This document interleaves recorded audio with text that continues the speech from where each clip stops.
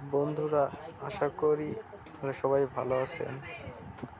আজকে আমি আপনাদের মাঝে নতুন একটি ভিডিও নিয়ে এসেছি। এই এটি একটি দেড়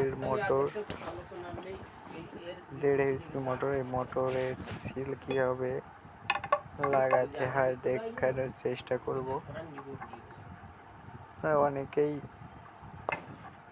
এই মোটরগুলো ব্যবহার করে থাকেন। অনেক সময় আপনার এটার প্রবলেমের জন্য হাওয়া ধরে বা পানি পড়ে। এই সমস্যাটা হয়ে থাকে আমাদের এই ওয়াটার সিল থেকে। আপনারা নিজেরাই বাড়িতে বসে এই ওয়াটার সিলগুলো এভাবে লাগিয়ে নিতে পারেন।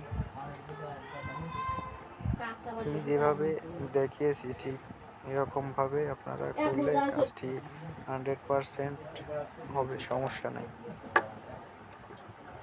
এখানে এই লাগানোর পর এখানে সামান্য একটু পানি দিয়ে একটু মোটরটি ঘুরিয়ে দেখবেন যে আমার নিচেতে কোনো পানি পড়ছে নাকি। যদি না পড়ে তাহলে কাজটি সম্পূর্ণ ওকে হবে। ধন্যবাদ।